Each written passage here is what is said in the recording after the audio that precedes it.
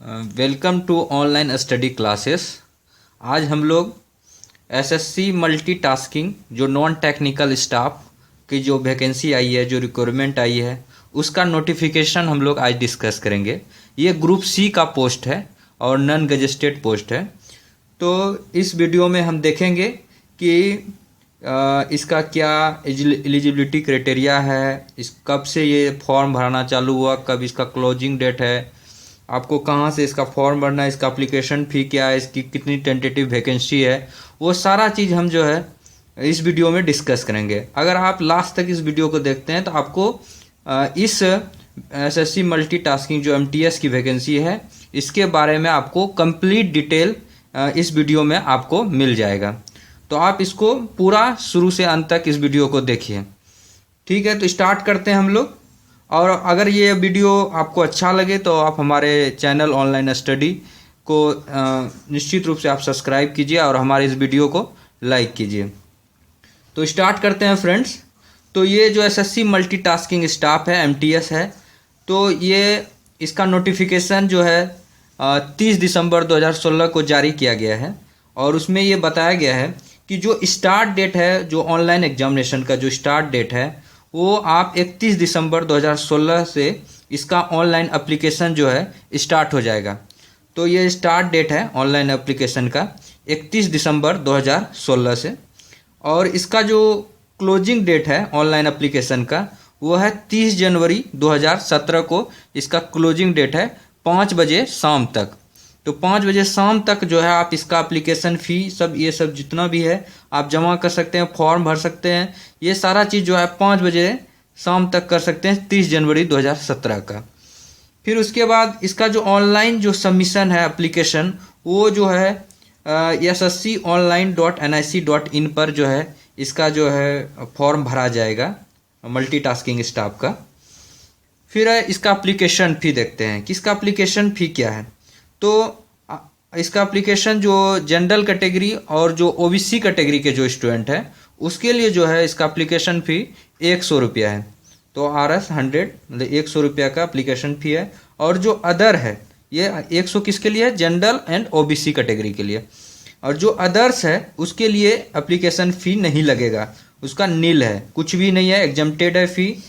और ये इसमें अदर्स में आ रहा है SC ST, physically handicapped, ex serviceman, women category, और ये सबको जो है एग्जम्प्टेड कर दिया गया है फ़ी से।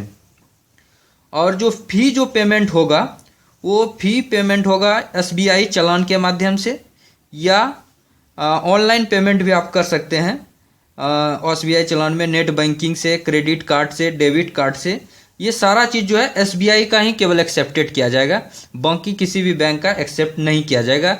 ये नोटिफिकेशन में क्लियरली रूप से मेंशन किया गया है। आगे चलते हैं इसका एजुकेशनल क्वालिफिकेशन।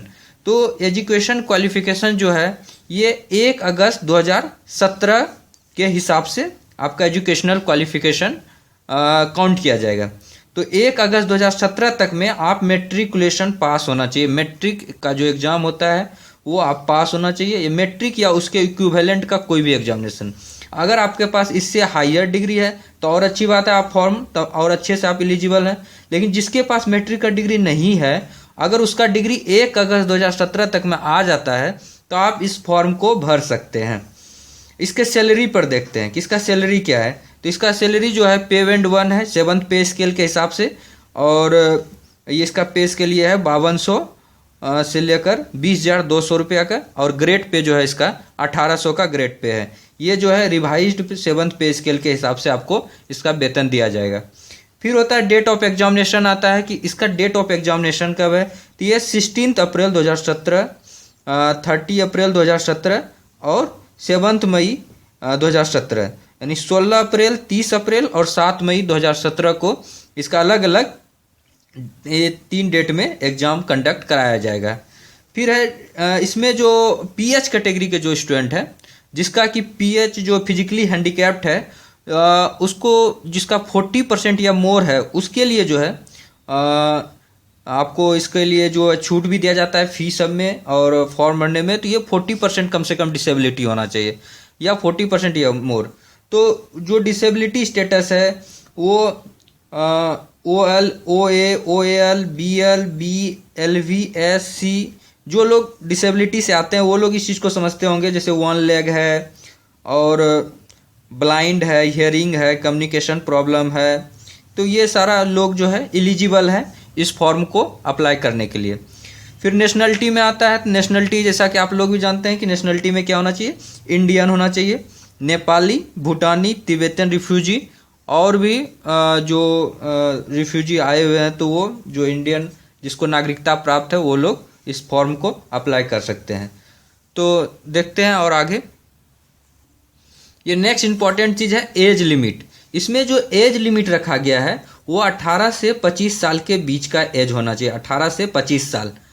तो 18 साल से लेकर 25 साल तक इसका एज रखा गया है। और जो एज काउंट किया जाएगा वो 1 अगस्त 2017 से एज काउंट किया जाएगा, यानी 1 अगस्त 2017 तक में अगर आपका एज जो है 18 से 25 साल के 25 साल हो रहा है, 18 साल और 25 साल के बीच में या 18 या 25 साल हो रहा है तो आप इस फॉर्म को भर सकते हैं, नहीं तो आप इसके लिए एलिजिबल नहीं है। उसके लिए कुछ एज रिलैक्सेशन भी दिया जाता है कॉन्स्टिट्यूशन के हिसाब से, जो हमारे देश का कॉन्स्टिट्यूशन है। तो उसमें SC ST को जो है जो नोटिफिकेशन जारी किया गया है तो उसमें SC ST को 5 साल का एज का रिलैक्सेशन दिया जाएगा।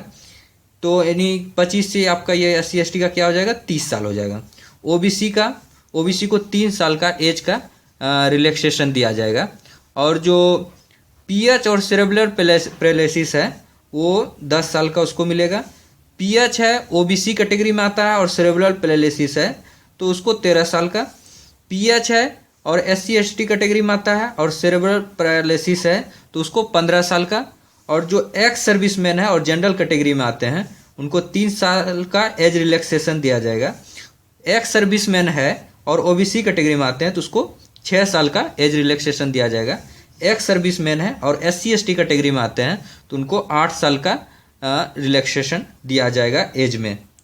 तो ये है पूरा मतलब आपको एज रिलैक्सेशन का बात और एज लिमिट का। तो एज लिमिट का खासा आप लोग ध्यान रखिएगा कि एज लिमिट जो है 18 से 25 साल होना चाहिए। और जो एज काउंट किया जा रहा है वो आपका 1 अगस्त 2017 से आपका एज काउंट किया जा रहा है। फिर आते हैं जो OBC में जो क्रीमी लेयर के OBC का जो सर्टिफिकेट है आपका, वो OBC सर्टिफिकेट जो है आपका 30 जनवरी 2014 से लेकर 29 जुलाई 2017 के बीच का है, तभी आपका वो सर्टिफिकेट वैलिड होगा। अदरवाइज वो सर्टिफिकेट आपका जो है OBC का जो है वो अनवैलिड हो जाएगा। ये स्टेटस ऑफ क्रीमी लेयर आपका जो OBC का स्टेटस होता है क्रीमी लेयर का, उसमें 30 जनवरी 2014 से लेकर 29 जुलाई 2017 के बीच का होना चाहिए। तो फिर है सेंटर ऑफ एग्जामिनेशन देखते हैं। तो कुछ इंपॉर्टेंट जगह का हमने इसमें नाम लिखा है। ऐसे सेंटर ऑफ एग्जामिनेशन बहुत ज़्यादा है इसमें। तो श्रीनगर है, जालंधर है, दिल्ली में है एग्जामिनेशन सेंटर, शिमला में है, कोटा में है, जयपुर, अल्मोड़ा, भागलपुर, गया, पटना, मुजफ्फरपुर, आगरा, वाराणसी, रांची, कटक, कोलकाता, सिलीगुड़ी, इम्फाल, भोपाल, पणजी, इस तरह से करके आप देखेंगे तो इनका जो एग्जामिनेशन सेंटर है वो बहुत जगह इनका एग्जामिनेशन सेंटर है। तो आपको जिस भी रीजन में आते हैं, जो कि जैसा कि आप लोग जानते हैं कि SSC में टोटल जो है 9 रीजन बनाया गया है। तो 9 रीजन में से आप जिस रीजन में आते हैं वो जब हम वैकेंसी डिस्कस करेंगे तो उसमें आपको बताएंगे कि जैसे सेंट्रल रीजन है तो सेंट्रल रीजन में यूपी और बिहार आता है, तो उस तरह से कर ईस्टर्न रीजन में कौन सा आता है, तो नॉर्थर्न रीजन में कौन आता है, तो वो सब आपको डिस्कस करेंगे। ऐसे आप और भी जैसे सेंटर है, जैसे भटिंडा है, जालंधर है, हमीरपुर है, शिमला है, ये सब भी एग्जामिनेशन सेंटर है। फिर आते हैं जो मोस्ट इम्पॉर्टेंट चीज़ है वो है स्कीम ऑफ एग्जामिनेशन। जो एग्जामिनेशन का जो स्कीम है वो किस तरह से एग्ज़ाम कंडक्ट कराया जाएगा, तो वो है कि 2 पेपर रहेगा, पेपर 1 रहेगा और पेपर 2 रहेगा। जो पेपर 1 होगा वो ऑब्जेक्टिव टाइप का रहेगा और 150 मार्क्स का क्वेश्चन, 150 मार्क्स का रहेगा ऑब्जेक्टिव टाइप पेपर 1। और इसमें जो है सबसे इम्पॉर्टेंट बात है कि इसमें निगेटिव मार्किंग भी है। हर एक जो क्वेश्चन होगा वो 1-1 मार्क्स का होगा, तो टोटल 150 मार्क्स है, मतलब 150 क्वेश्चन है और हर एक क्वेश्चन 1-1 मार्क्स का है, तो टोटल 150 मार्क्स का है। पेपर 1 जब आप क्वालिफाई कर जाएंगे तो आपको पेपर 2 के लिए सेलेक्ट किया जाएगा, पेपर 2 देने के लिए, सेकेंड स्टेज देने के लिए। तो जो पेपर 2 होगा वो डिस्क्रिप्टिव टाइप होगा और वो क्वालिफाइंग नेचर का होगा। पेपर 2 जो होगा क्वालिफाइंग नेचर का होगा, यानी कि क्वालिफाइंग नेचर का मतलब है कि आपको केवल इसमें पास करना है, इसका मार्क्स जो है जो फाइनल मेरिट लिस्ट बनेगा उसमें इसका मार्क्स नहीं जुटेगा। फिर नेक्स्ट चलते हैं, इसी का पेपर 1 का पूरा डिटेल देखते हैं कि किस तरह से पेपर 1 में कहाँ कहाँ किस एरिया से क्वेश्चन आएगा। जो पेपर 1 है जैसा कि हम बताएं कि निगेटिव मार्किंग है, हर एक रॉन्ग क्वेश्चन पे अगर रॉन्ग आंसर देते हैं तो 0.25 मार्क्स पेनल्टी के रूप में आपका काट लिया जाएगा। इसमें 4 पार्ट है पेपर 1 में। General intelligence and reasoning, general reasoning जिसको बोलते हैं आप, तो ये 25 क्वेश्चन रहेगा और हर एक एक मार्क्स का रहेगा, तो 25 मार्क्स का हो गया। तो 25 मार्क का जनरल इंटेलिजेंस एंड रीजनिंग हुआ। दूसरा है न्यूमेरिकल एप्टीट्यूड, जो मैथमेटिक्स का सेक्शन है, इसमें 25 क्वेश्चन रहेगा और 25 मार्क्स का रहेगा।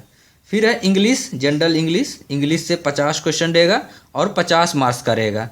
फिर चौथा सेक्शन है जनरल अवेयरनेस, जीके का पार्ट है, इसमें करंट अफेयर, स्टैटिक जीके, ये सब सारा चीज़ जो है इसमें पूछा जाएगा। ये 50 क्वेश्चन रहेगा और हर एक 50 मार्क्स का रहेगा। तो आप इसको जोड़ेंगे तो टोटल 150 मार्क्स का रहेगा।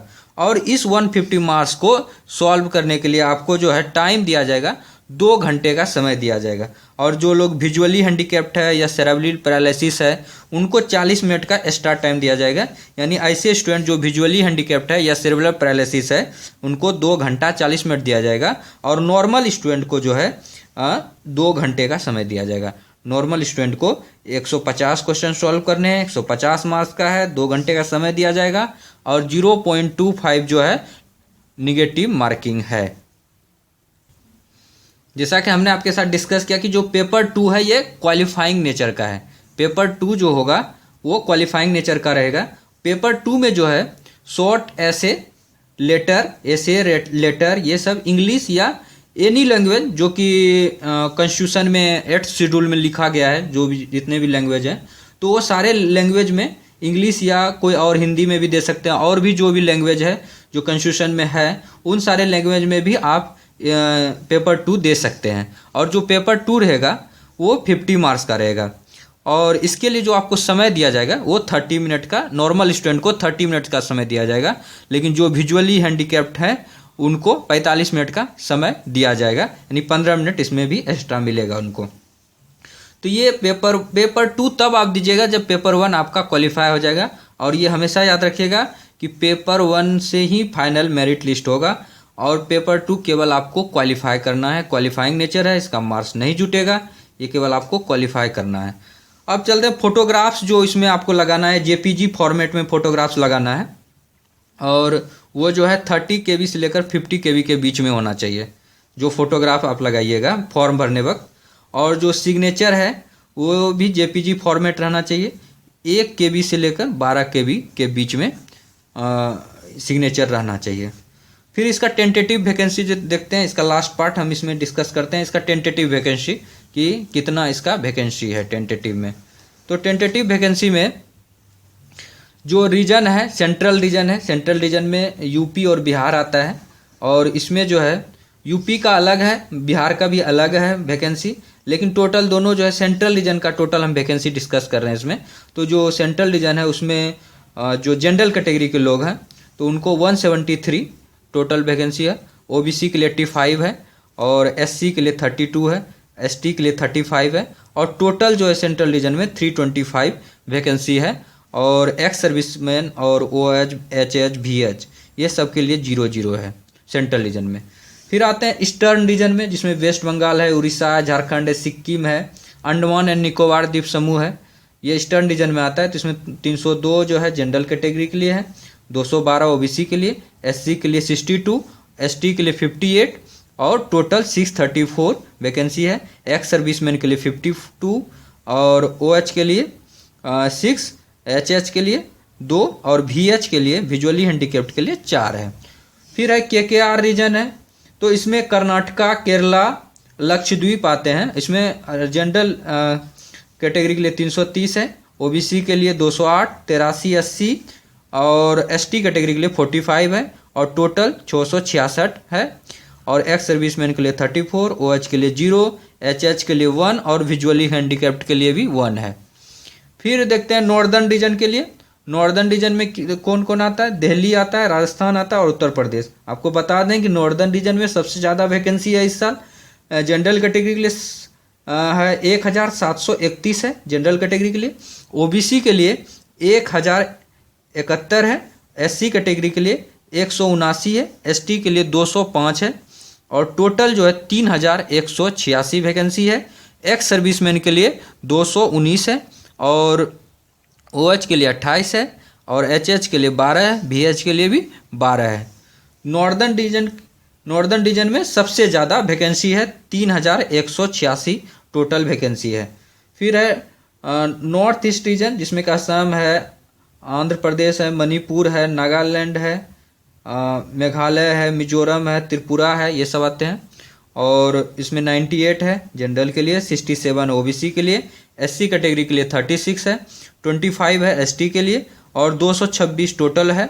11 है एक्स सर्विसमैन के लिए, 4, 5, 1 ये इधर है। फिर नॉर्थ वेस्ट रीजन में जैसे पंजाब है, आपका जम्मू कश्मीर है, चंडीगढ़ है, हिमाचल प्रदेश है, हरियाणा है, तो इसमें 347 है जनरल के लिए, 134 है ओबीसी के लिए, 30 है एससी कैटेगरी के लिए, 23 है एसटी कैटेगरी के लिए, 534 है टोटल। 11 है एक्स सर्विसमैन के लिए, 0 है ओएच के लिए, 4 है एचएच के लिए और वीएच के लिए 3 है।